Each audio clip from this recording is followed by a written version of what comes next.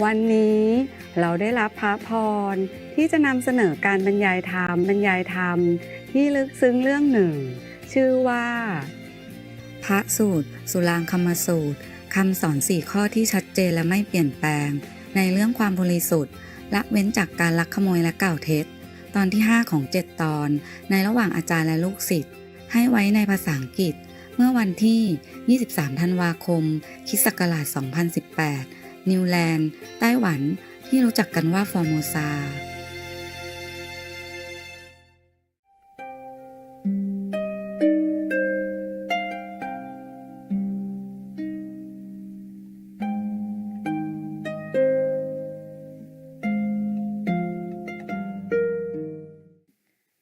The Buddha continued, they say that they have attained what they have not attained, meaning these demonic practitioners, that they have not become Buddha, but they say they are Buddha, okay?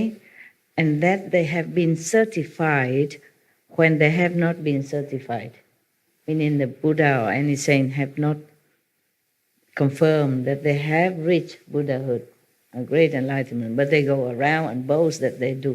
Okay? This is the greatest lie. And for this, you also will go to the non-stop hell, according to Buddha, other sutra that I read. That's the most heinous lie of all, that you say you attain Buddhahood, but you have not. Yeah? Meaning deceiving other beings. And then the other beings, they follow you. They also fall into the same pit. That is why it is so bad. Yeah, this is the worst lie you can commit, because you lead other beings into the false views with you too, believing in your power when you don't have. So if you go to hell, they will have to go with you. Deceiving also deprive them from a chance to meet the real living Buddha. And that's why it's the worst sin you can commit, the worst lie ever. In Buddha, they say it's the greatest lie that you can commit, unredeemable. The Buddha warning his monks here and the future monks after his nirvana that should not do that. Yes, but the Buddha cannot warn the whole priesthood or monkhood after his nirvana. Not everybody read this. Not every monk even know this sutra. Okay? You are lucky to know it. Thank you. You're welcome. You're welcome.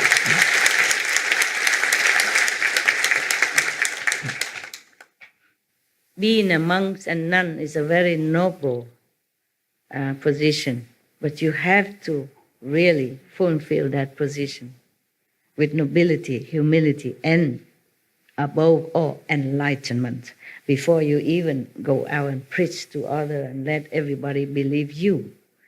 A blind lead the blind or fall into the pit. Yeah. Continue.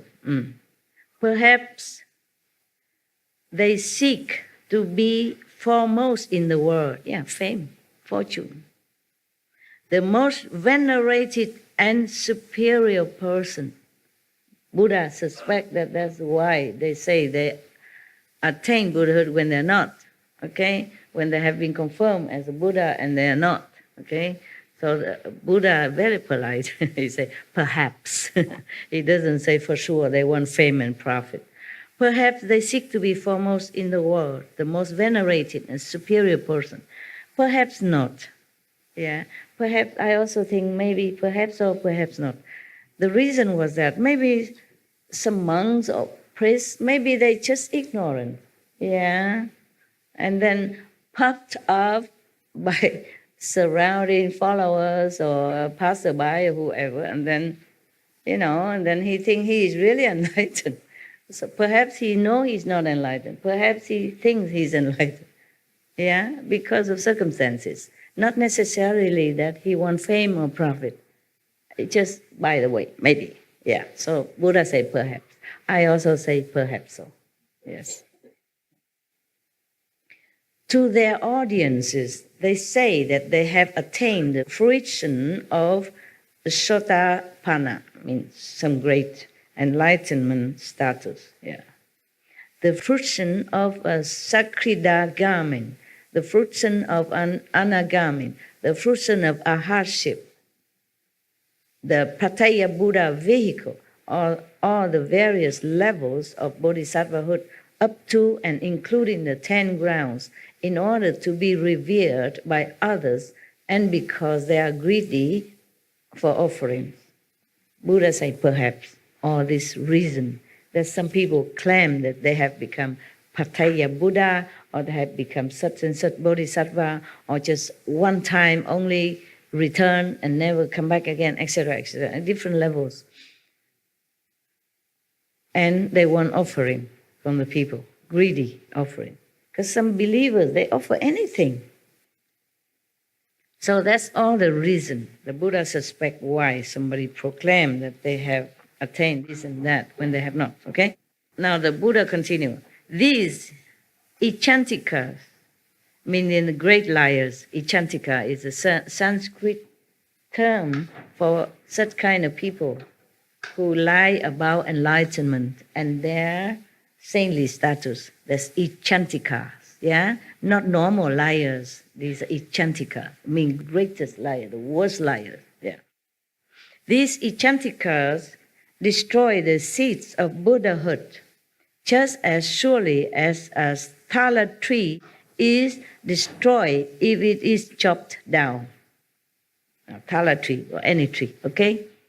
If you chop down a tree, it's chopped down, right? No more chance to live.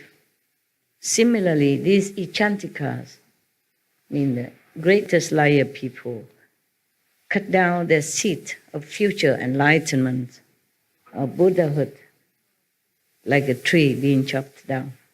This is so bad when you lie about your achievement in spiritual practice. Should never do that. If you lie about something else, mundane way, or because of any necessity, good excuses, maybe still can be redeemed. You can still be helped and saved and become Buddha. But if you lie as ichantikas, then you finished. You can never be anywhere near Buddhahood. You cut off your seed of enlightenment, of Buddhahood.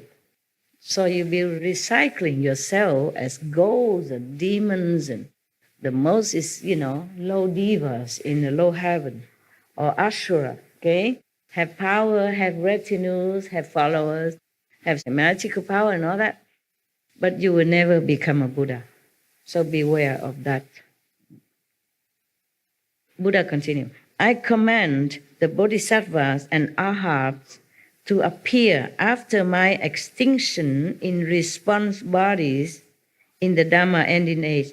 Response body is similar to the light body. Transformation body, light body. Not the real physical body, but the appearance of the body in light. So the Buddha appealed to the Buddha, Bodhisattva, and the arhats in the future, use their transformation body in the Dhamma ending age, when the Buddha has gone to their nirvana a long time, maybe 300-500 years after, and to take various forms in order to rescue those in the cycle of rebirth. Yeah, because Ananda has asked how he can help. So the Buddha keeps saying all this method. And he even appealed to all the Buddhas and Bodhisattvas to help other sentient beings after he's gone.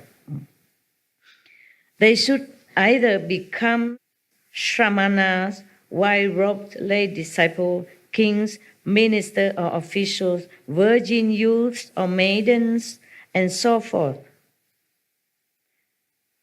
Remember, he said, appear in various forms, use a transformation body to appear as if you are king, queen, etc. So some kings and queens are maybe not real physical king and queen, but the manifestation of the bodies. If they are benevolent and kind, then maybe they are a bodhisattva manifestation. Okay, and so forth.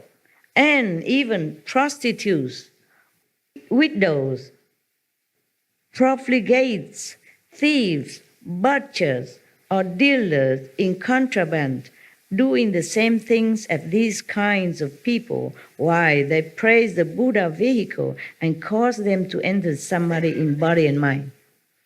So the Buddha appeal, request all the future monks, nuns, bodhisattva, saints to please use their power of transformation to appear in different field of life, in different jobs, in different positions, even as prostitutes, as butchers. They're doing the same job with them. Appear like a prostitute with the prostitutes people, and therefore mingling with them, and then slowly teach them, inspire them to know the Buddha teaching, the saintly teaching. So how much sacrifice any Buddha or Bodhisattva has to undergo, nobody would know. Even become prostitute, even become butcher. Though these are even against the precept. But you, as Bodhisattva, must do it so that you can befriend these kind of people. They are very difficult for any prostitutes or butcher to understand anything about Dharma, about true teaching. So you even have to appear to be like them and then bring them into the true path. So we should never look down upon anyone in any position, any job, however lowly or however despicable in our opinion. We should always have respect. Because they have Buddha nature inside anyway. Okay? One time I recite a poem about artisan, artisan or a prostitute. How sad she was when her so-called client left her in the middle of the night. She begged him to stay, and he did not. And one of your brother criticized me, saying, Master, that's a prostitute poem that you recite. And I say, she is a Buddha too. And at that time, I really meant it. And I really understood it. I don't just say that, but I really know it. Many things, just like when you understand it, but you cannot explain it to others. Yeah, because you just enlightened at that moment for that thing, that subject, that object alone, yeah?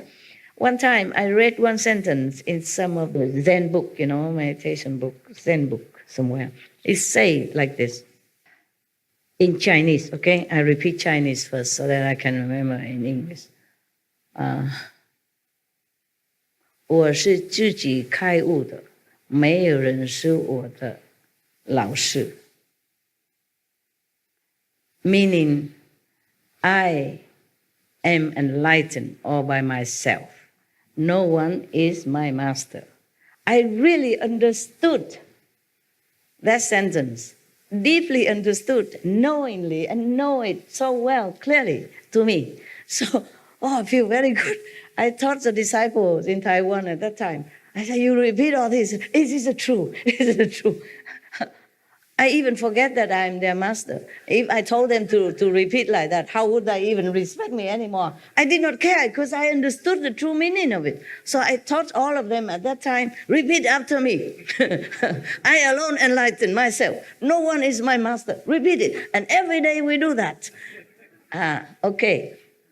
And one of my so-called non-resident disciple, she went to America to give initiation to some people in America. And I told her, you have to tell them also after initiation to repeat this, okay? And the nun did. And they revolt against her. They say, she's arrogant. She teaches against my teaching. It's not true. I was the one who told her to say that. Because I realized really the meaning of it. And later I say, okay, don't say that no more, because I realized that it's only me who understood it. And they understand nothing. So I realized that enlightenment, you can't pass on, okay? And you always enlighten in some subject after another, but not all the time and not in all subject. But when you understand one thing, that is yours, and only yours, yes. And other people might not be able to grasp it, because it's not the words, it's your realization, it's your enlightenment in it. My God, I thought everybody would understand it. I tell them, go teach them, teach everybody. I myself do it the same. Yes? It's the rest of the answer to what you asked me earlier about why I was crying yesterday. Because and you realize something. Yeah, it's related to what you're saying now, Master, that to be honest, many times I struggled to know about you or not. And I always had what I called an internal master, which was a voice that guided me and still told me to listen to you and still told me to trust you and still told me to come here and to follow you. And I cried yesterday at a moment when they were the same voice at the same time. Yeah. When your voice and my internal master were at the same time speaking, the same voice was one of the moments that I cried. Very good. And what you just said reminded me of that. And so I wanted to finish answering your question from before. Very good. Okay, I was just concerned about you. Okay? Thank you. Yeah, all right. That maybe something I said that trigger you or some sadness in you. Okay? That you might feel guilty about something. Okay, that's all. Okay, good that you know. Good that you know. Yeah, it's like that. Whatever we know, we just know. We can't explain it to somebody else because it's such a simple sentence. Yeah? I enlighten myself alone. Nobody is my master. And I really know that, what it means. And then I teach everybody because I was so happy this is the truth. And nobody understands nada. And I told my nun to tell the new disciple in America that revolt against her. They wrote letter to me, say that nun is very bad. She told us that you are not our master. That we alone are our own master. Nobody is master. That means she disregards you. I said, no, I told her to tell you. God. It was a very funny, years ago, decades ago. But this is like that. And later I realized my dumbheit, meaning my stupidity. So I tell them, stop it. They don't understand, so forget that. Yeah. Okay. Just like in some of the Zen story, one of the master, yelled very loud into one of his disciples' ears, and then he was dead for 3 days. But then, after he regained his ear sight again, he come and cried to his master, complaining, and said, I don't hear that no more. Understand? When he was deaf, he heard the inside voice, inside music. And when he regained his ear sight again, it's usual he tried to listen outside, and then he won't get it no more. Yeah, similar like that. But don't ask me to yell at you, it's different, okay? That master and that disciple is a different situation. Just like I say, I'm alone enlightened, and no one is my master, And I understand that completely. But I don't know how to explain it to you, okay? Okay, now, continue. Before the calendar ends. So the Buddha even encouraged, request of the monks, saint people in the future. After the Buddha went to Nirvana, he said, you do this, do that, do anything you can to awaken other beings, to lead them into the true path, to be even prostitutes, butcher. Imagine, you are saint, enlightened, knowing, and you have to use your power to manifest yourself as a real, like a physical prostitute, as a real physical butcher, in order to befriend these people who are supposed to be in a lowly spiritual level, who has no chance to know any master because of their position, okay? And their background, and their companies, and their job. Very difficult for them to understand anything. So you, the saint, have to use your spiritual power to be like them in order to teach them the right way of life, the right way of life. Even Jesus say he forgave the prostitute, meaning he probably gave her initiation, and even his disciple roar at him, criticize him. Give her initiation, and then people, his disciple, criticize him. So only enlightened master are non-judgmental, okay? So tolerant, so loving, and so kind. I made some offering, a substantial sum offering to a temple in Europe because I knew the old abbot, he's gone now. He's gone now, the new one coming. The old abbot was an ascetic monk, very good monk. He's mostly skinny and very funny, very funny. He went to my house, sometimes stay in my house also, of course with the other disciples. And he and other monks are very much respectful of me and loving me very much. So I still remember that temple. And I gave some donation to repair the temple and all that. I have reverence and love for the old monk, the former abbot. Sadly, he's gone.